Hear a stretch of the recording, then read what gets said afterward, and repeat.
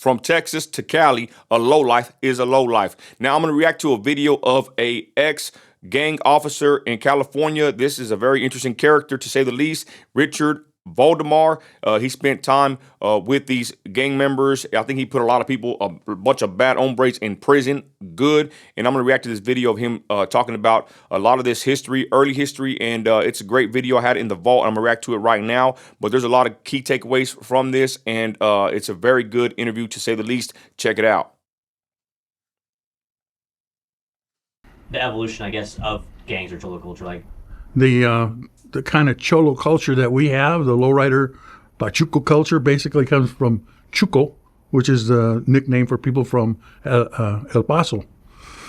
So I've always heard that. You know, Chuco, El Paso, whatever you want to call it, that's right here. I'm in Midland. I'm in between Dallas, just about, to El Paso. So I've heard this, you know, a lot growing up, whatever. It's not a secret. People from El Paso, smugglers, developed a lifestyle, and it was influenced by gypsies and jazz music and things like that. And that's where the hip talk they used, which became known as calo or calo. And it wasn't just Hispanics, you know, blacks and Filipinos, even Japanese and whites adopted this pachuco culture. But at the basis of the pachuco culture was the smugglers, right, and these human traffickers and drug traffickers.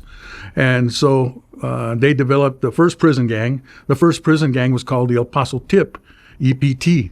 And it's like, you're a cholo and you wanted to show your who you were. You say, I'm tipped up. So they go, oh, you're from the Paso Tip. And the Paso Tip's tattoo was a T on the web of the left hand, which became the Pachuco Cross. There it is. Interesting. Okay, for Texas. It originally stood for Texas.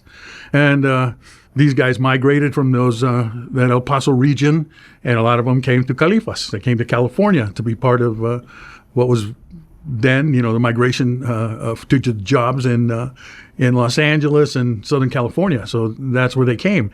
And I've heard that many times that, you know, Texas and California, there is a connection there. This is pretty interesting history, to say the least. As gangs developed in Southern California, they didn't want to be identified with the Texas group. And so they developed their own Pachucoism, and they tattooed L.A. for Los Angeles, or M for Maravilla. And so you see 13, L.A. or M on the web of the left hand, distinguishing themselves from the Texas Pachucos. My mother and father were anti-Pachuco. My father, he was in the military in the 40s, and all my uncles. So this idea that it was a rite of passage and all Latinos, you know, were involved in this, no. 90% of the Latinos in the communities I know, they joined the army, they got jobs, they went to school, things like that. About 10% of them clicked up, right, tipped up. And from those 10%, about half of them become inactive within the first couple of years. Wow. So you got like 5% of the population committing about 80% of the crime. Straight losers. See, now this is what really piqued my interest, should I say, right? Whenever, or piqued my interest, I don't know how you say it here. But anyways, this is what got me interested in hearing this interview. First, he was talking about El Paso, and then he's saying what is the obvious, right? It's these dregs of society, these low-life losers, right? That somehow get made into martyrs and idols of neighborhoods and even, you know, movies and TV, whatever. And like I said, it's only 5% of them committing so many, you know, acts of crime. They're low lives. See, that's the whole point of this video. And I hope you get mad. I really don't care. We got to call a spade a spade. This is the kind of stuff that really messed up America in general, should I say, because people like this kind of culture and mindset, is wicked. That's what it is. And who do they victimize? They victimize other Hispanics. Their own people. Mom and dad are the first victims of gang members, right? Little brothers and stuff like that. And I used to always interview these gang members, and I say, hey, when did you join the gang? Oh, I was 12 years old when I joined the gang. But you have no way of checking that, which is why I don't trust most sociologists and psychologists and those kind of people who do this research, because their research comes from asking the gang member, Yeah, asking the liar and the fraud. And I'm going to piggyback on what he said about, victimizing their own families. I know some people, right? Not only did they victimize their own family, they made their family's life a living hell growing up. Nothing but problems. And like I said, I know a few. Mother crying all the time. Dude in and out the pen. And that dude is impressionable to other young people. And the dude's a lowlife. And that's a story that we hear time and time again. And he's right. They victimize their own family. They steal from their own family. They take advantage of their parents. They take advantage of anyone they can. This guy is on the money. They never corroborate the information. I make that exception with James Vigil, right? I've seen him in the street. I've seen him interviewing these kids. He doesn't assume what they tell him is the truth, but actually does the research. He was the first person we interviewed. Yeah. I used to team teach with him in the Sheriff's Academy and other places because he gives the best version on that side about, preventing gang associations before they start and the psychology of how it happens and that type of thing. And I'm all for that. I came from Compton. I came from a very poor neighborhood. Some of my best friends became gang members. They became prison gang members. So I ran into them later on in my career. I don't hate them. I don't hate them. That could have been me. If circumstances were different, maybe I could have been one of them. But most of the kids I know stayed out of the gang stuff. I mean, it was taboo. My parents, my mother testified against a gang member in the 40s who stabbed a little old lady in Mesa, Arizona, because that's where my mother was from. She was from Globe in Miami. And these gang members, this pachuco, stabbed this little lady because she had a purse and they thought there was a wad of money in it. Well, it turned out to be a bar of soap. So my mother testified against him because she was a witness and to identify him. And they threatened her life and they pulled a knife on her and stuff like that. And she walked right down the aisle in the courthouse and testified against him. Good. And the Zoot Suit riots in Los Angeles. Oh, I like what he says about this. It's pretty interesting. But yeah, think about these lowlifes, y'all, stabbing a little old lady. I mean, I think it kind of just goes over our head hearing him say this, but can you believe the pain, the trauma that this old woman went through because of some losers trying to rob her for money and it turns out to be soap? I mean, you get a paper cut and it hurts. Imagine getting shanked. Disgusting. You ask my father or my uncles, they would have been with the sailors, not with the pachucos. Yup. Right? The pachucos ran the underworld. They had the black market. Stolen property. They were usually not, they were either criminals, convicted felons and couldn't be in the military, or they had mental problems. They were drug addicts, Mm-hmm. So those were the people that ran the streets of Los Angeles. Go back and watch that movie, Chinatown. And he's right.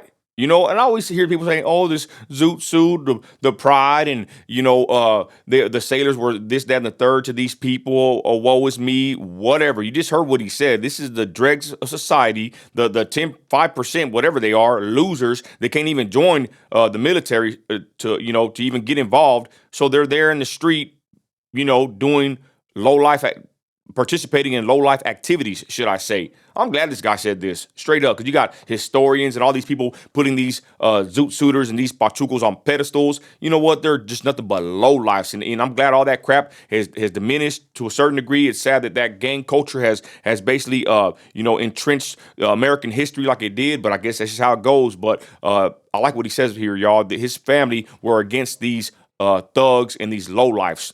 Thank God. California, especially Los Angeles, was very corrupt. Why? Because all our able-bodied men were where? They were in Europe or in the Pacific fighting for the United States of America. You hear what he said? The real men, okay? The real young men, Latinos, Hispanics too, whatever you want to call them, they are out there fighting for this country, and these low-life, druggy losers, more probably alcoholics, were here terrorizing their own communities, their own families, sailors, and whoever. And there you have it. This is a story I find more believable than what these Chicano historians and all these brown beret loving losers, whatever you want to call them, Latinxers, all that crap, hogwash. This right here is true American history, and I actually believe this guy. This is called discernment. I believe him. Meanwhile, these 4Fs and problem children run the streets of Los Angeles. They run the nightclubs, the the entertainment and stuff like that. Lazy freaking bums, what they are. Lazy losers. 1 second there. It's still going. Oh, okay. Yeah, go ahead. So like, if a GI got a pass to go meet his girlfriend, he would go meet his girlfriend, take her to a nightclub, and what would happen? The pachucos, who were wearing their suits, Zoot Suits. By the way, the Zoot Suit is a open sign of rebellion against the United States. Wow. Right? Because cloth was rationed. You couldn't use a lot of cloth, and you couldn't use large collars or cuffs or things like that because cloth. And then the military all had subdued colors. So what did the pachucos do? They do the opposite. They have very bright colors. And when they see a GI by himself with his girlfriend, they'd come over and harass him. They'd rip his uniform. Not all of them. I'm just saying that this is what was occurring in Los Angeles. Okay, so let me stop you there. So we with Eduardo. So we were just talking to Eduardo. Hold on, before they continue, that reminds me of what? It's American Me. You know, they show the Zoot Suit riots, and of course they make the sailors look like the bad guys, right? But do they put this in the movie? Do they put how these guys operated and how they acted? I wish they would have. Man, it's an awesome interview here. We're talking about that same thing. We're talking about Zoot Suits, and he contends that many sailors were also harassing, women as well on the Mexican side. So there was a conflict between them. But he also thinks that equating Zoot Suiters with gangs is not a fair comparison because they weren't what we think of as gangs today. Now. I think that's funny. If you were there at that time, and you asked my uncles or my father, they're banderos. They're, my grandma called them marihuanos. Don't hang around with those pieces of trash. Man, that's a good episode right there. Y'all saw that clip, and I was like, man, that's good. I had to react to it. Like I said, I had to hear my vault. And my closing thoughts are, I believe the guy. You can tell when someone's lying. And I believe this dude. And I don't care. You ain't got to like it. Straight up. And it's interesting what he says. The other guy says that, the Pachucos weren't gang members. Yeah, we know they were. We know they were. They can't go serve. So they're here on the street with the clubs, with the illegal activities, should I say, for lack of better words, terrorizing the community and harassing sailors when they come back from war. Yeah. That's why I wanted to highlight this video, y'all, because you know what? I am anti-gang to the fullest, straight up. That's one of my biggest regrets in life that, I joined a little group of people. I wouldn't even say, I guess we were a gang at that time, right? But it was more just the family, the friends in the neighborhood. And I think that's how a lot of these gangs are. But I'm going to be honest, I wasted so much time in my life hanging with a bunch of lowlifes. And I thank God that I didn't turn out to be one myself. I snapped out quick. They try to sit there and lie on me, say I've been to prison, I'm a convict. I ain't never been to prison in my life. Thank you. I went to jail probably 3 or 4 times in my life. Every time it was about 6 hours in the holding cell. Get me out of here. I don't want to be in here with Big Bubba, for real. I probably went to jail like maybe 3 times as in my younger days, and one time whenever they arrested me for preaching on the sidewalk, the gospel of my Lord and Savior Jesus Christ, which they dropped those charges. I should have sued the city then. That's a whole other story. Anyways, like I said, I love this interview. This is Richard. Let me get it right. Valdemar. It's on the channel. It's called Daily Chelad. And he got some pretty good interviews on here, y'all. And I like this guy because I actually seen him in a couple of podcasts speaking with other people. And this is the attitude they have, y'all. They don't sit here and kiss the rear end of these gang members and make them into some kind of a movie star, idols, whatever you want to call it, because they're not. I'll end it with this. These people are lowlifes. I really can't stand their asses, to be completely honest with you, for real. I'm so glad when they get locked up, when they go to prison, all that. Family members included. Straight up. You want to be a thug? You want to be a gangster? You want to push dope and don't work? Go to the Pinta homes, for real. You need to go to prison. That's where you need to be. There's a good place to go when you don't act right. To prison. You gonna mind somebody in there, Big Bubba, or you gonna mind the boss man? What do they call him? Boss, walking around with the keys of the yard. Straight up. I'm glad this guy's speaking now. I love this kind of content, and I wanted to bring it to my audience, and you ain't got to like it. It's the truth. Call it what it is. These are not people anyone wants to be like at all. Straight up. In and out the pen, making bad decisions, don't take care of their kids. And it's just sad, to be honest. I'm going on a tangent, but I don't care. End of my video is that this is the mindset of a lot of people in the hood, you know, Hispanic, raza, whatever you want to call them. You know what I'm saying? They look up to some pintero, some loser, all tatted up, can't even keep a job, can't even take care of his kids. You know, in the pen, he's the man. Out in the street, no respect. Where I come from, even in the street, you know, people come out the pen and they didn't get no extra respect for real at all. Because before you know it, there they are on the street acting a fool, back to doing low life activities and really stinking up the joint, and then they go back to prison. Good. So there's my reaction, y'all. That's a good little video. Check it out if you get a chance, and remember, you ain't gotta like it. I'm out of here. Later.